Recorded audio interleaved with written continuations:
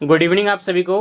BPSC trip 4.0 के महत्वपूर्ण प्रश्न जो कि एग्जाम में बराबर पूछे गए हैं, इनसे प्रश्न जीके जीएस का महत्वपूर्ण प्रश्न है। एक एक करके इसके बारे में हम लोग जानने का प्रयास करेंगे।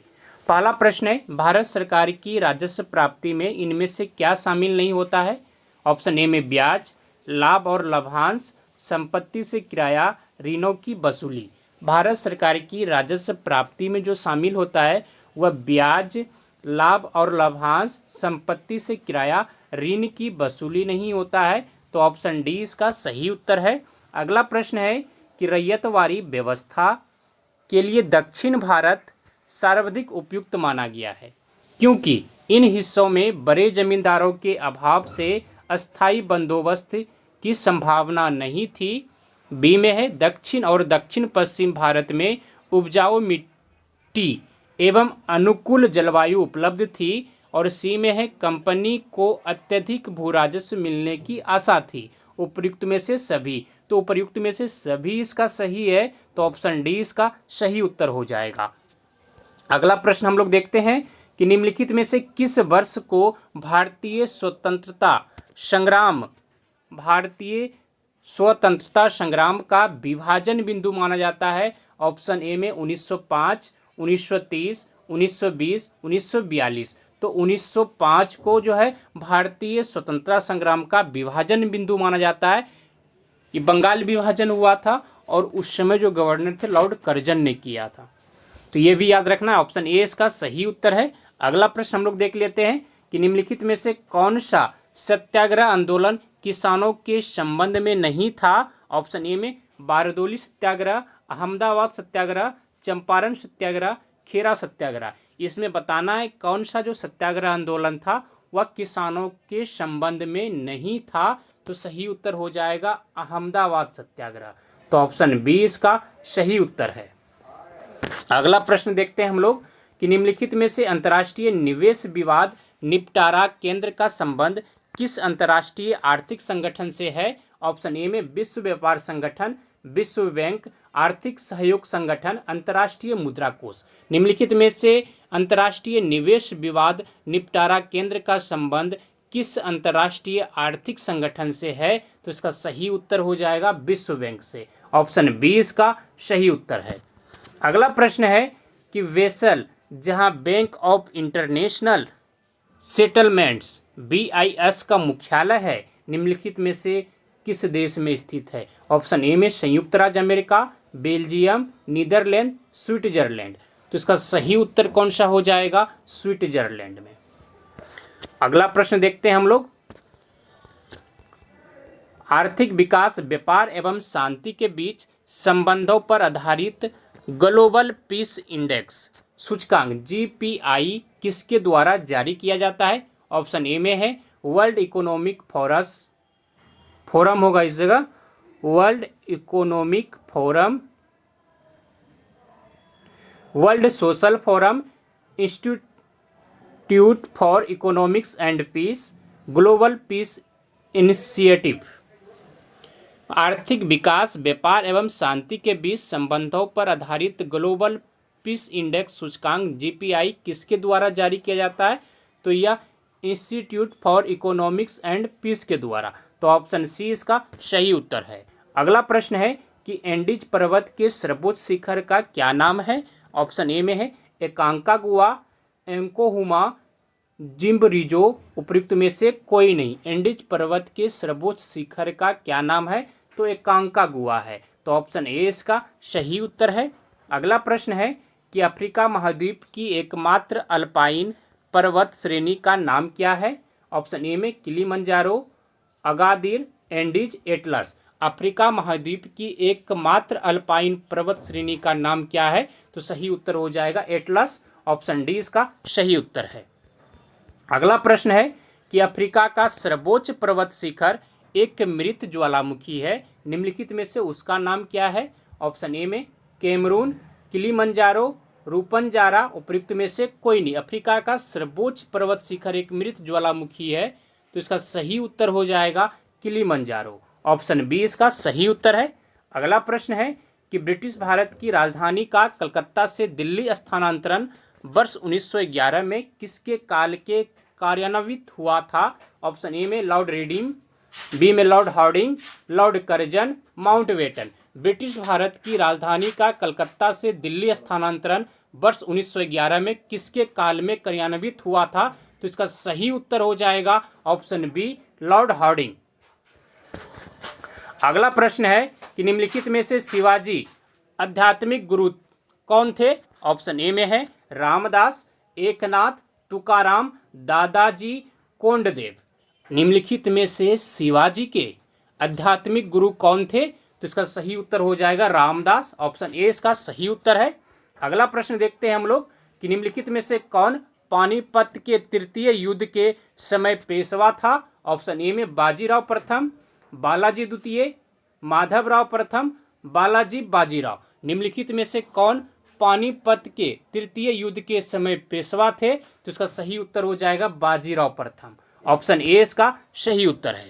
अगला प्रश्न है कि इब्राहिम खां गर्दी किस पेशवा शासक का महत्वपूर्ण सैनिक अधिकारी था? ऑप्शन ए में बालाजी बाजीराव, बाजीराव, बालाजी द्वितीय, शिवाजी। इब्राहिम खां गर्दी किस पेशवा शासक का महत्वपूर्ण सैनिक अधिकारी था? तो बालाजी बाजीराव का। तो ऑप्शन ए इसका सही उत्तर है। अगला प्रश्न है कि नालंदा विश्वविद्यालय को नष्ट करने वाला मुस्लिम शासक कौन था? ऑप्शन ए में है मोहम्मद बिन तुगलक, अलाउद्दीन खिलजी, बख्तियार खिलजी होगा इस जगह, बख्तियार खिलजी। बलवन, तो नालंदा विश्वविद्यालय को नष्ट करने का वाला मुस्लिम शासक बख्तियार खिलजी था। तो ऑप्शन सी इसका सही उत्तर है। अगला प्रश्न है कि निम्नलिखित में से दिल्ली के किस सुल्तान ने भारत में रासनी प्रथा यानी रासनी प्रथा प्रारंभ की थी? ऑप्शन ए में है मोहम्मद बिन तुगलक, अलाउद्दीन खिलजी, गयासुद्दीन तुगलक, इब्राहिम लोदी। निम्नलिखित में से दिल्ली के किस सुल्तान ने भारत में रासनी प्रथा प्रारंभ की थी? तो इसका सही उत्तर हो जाएगा अलाउद्दीन खिलजी। ऑप्शन बी इसका सही उत्तर है।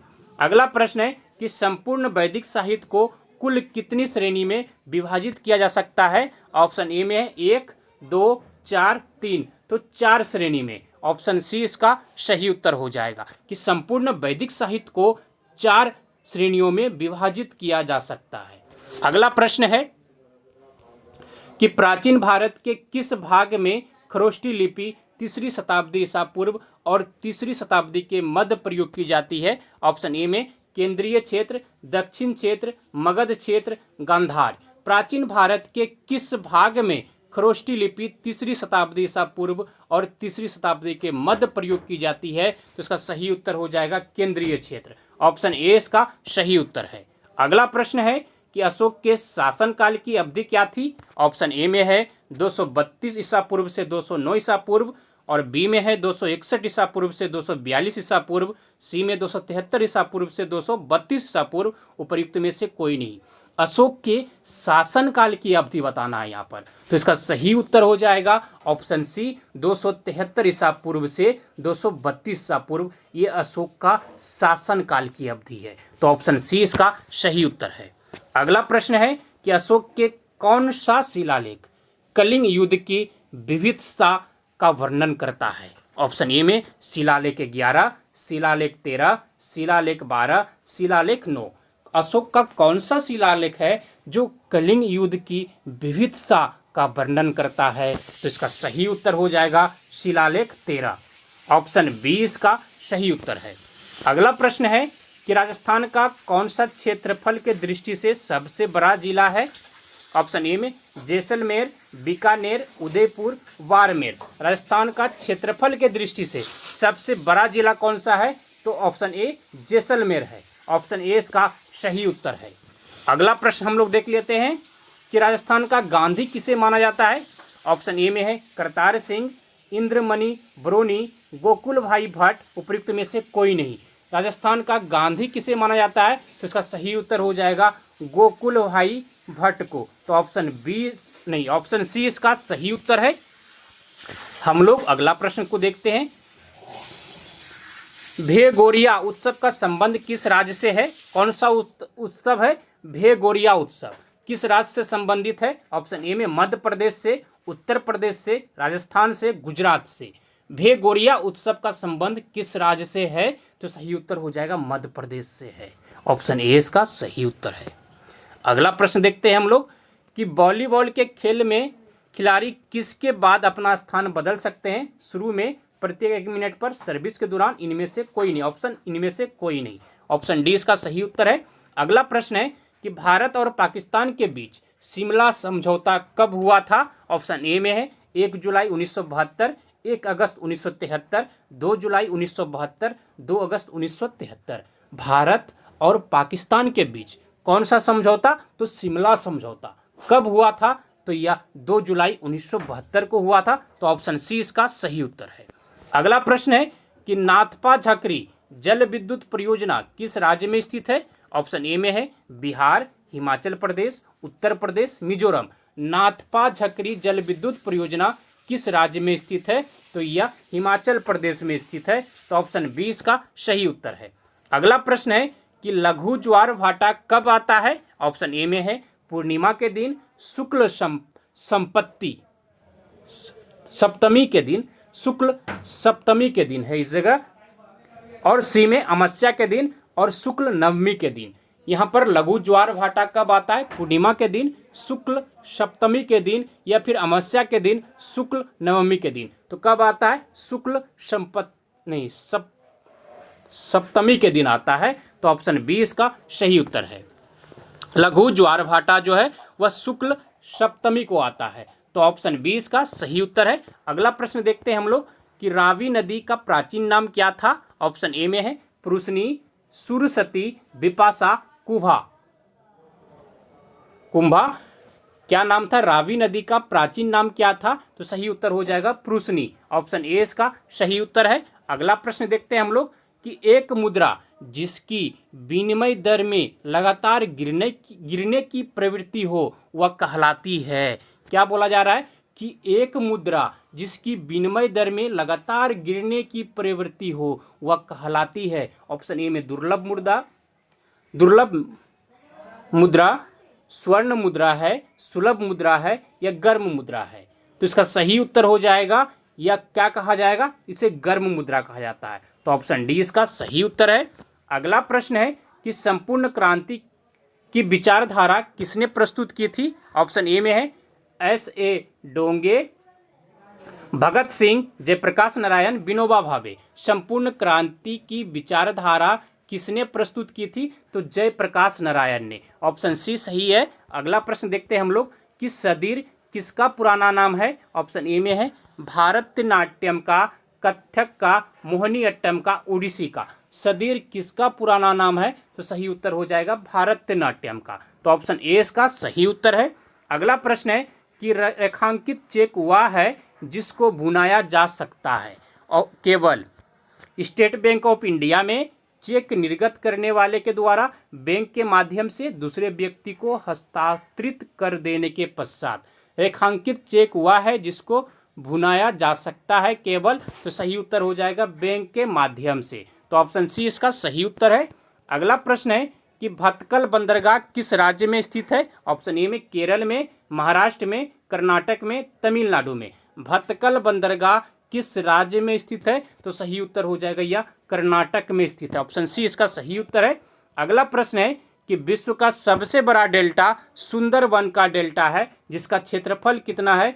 44,000 वर्ग किमी, 32,000 वर्ग किमी, 60,000 वर्ग किमी, 75,000 वर्ग किमी। विश्व का सबसे बड़ा डेल्टा सुंदरवन का डेल्टा है, इसका क्षेत्रफल 75,000 वर्ग किमी है। तो ऑप्शन डी इसका सही उत्तर है।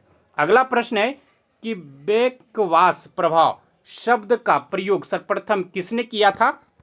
ऑप्शन ए में गुरनार मिडल ने, पीटर सदरलैंड ने, आर्थर डंकल ने, हर्षमैन ने। बैकवाश प्रभाव शब्द का प्रयोग सर्वप्रथम किसने किया था? तो गुरनार मिडल ने। तो ऑप्शन ए इसका सही उत्तर है। अगला प्रश्न हम लोग देख लेते हैं।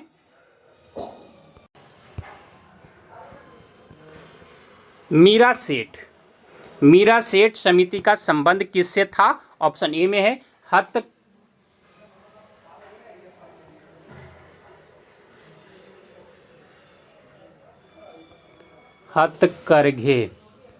हथकरघे के विकास से, रोजगार में लिंग भेद से, बाल श्रम की समाप्ति से, कार्यरत महिलाओं के कल्याण से। मीरा सेठ समिति का संबंध किससे था?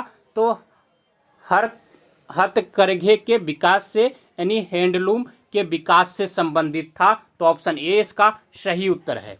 अगला प्रश्न है कि बीपीएल के लिए खदानों का निर्गम मूल आर्थिक लागत का कितने प्रतिशत निर्धारित किया गया है? 50%, 40%, 30%, 80%। कितना प्रतिशत? तो 50% निर्धारित किया गया। ऑप्शन ए सही है।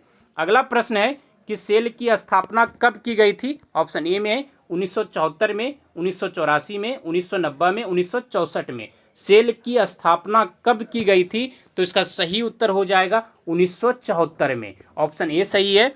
अगला प्रश्न है कि शाक नियंत्रण के परिणात्मक उपायों में निम्नलिखित में से क्या शामिल नहीं है? ऑप्शन ए में खुले बाजार की क्रियाएं, सांविधिक तरलता अनुपात, बैंक दर, ऋणों के लिए मार्जिन आवश्यकताएं। शाक नियंत्रण के परिणात्मक उपायों में से क्या शामिल नहीं है? तो खुले बाजार की क्रियाएं शामिल नहीं है। अगला प्रश्न हम लोग देखते हैं कि अंतर्राष्ट्रीय व्यापार का मूल आधार है। ऑप्शन ए में है केवल निरपेक्ष लाभ, निरपेक्ष लाभ तथा तुलनात्मक लाभ दोनों, और सी में केवल सापेक्ष लाभ, डी में विनिमय दर। अंतर्राष्ट्रीय व्यापार का मूल आधार क्या है? तो केवल सापेक्ष लाभ। तो ऑप्शन सी इसका सही उत्तर है। आप सभी को धन्यवाद। जय हिंद। मिलते हैं अगले दिन फिर 40 महत्वपूर्ण प्रश्नों के साथ जीके जीएस का।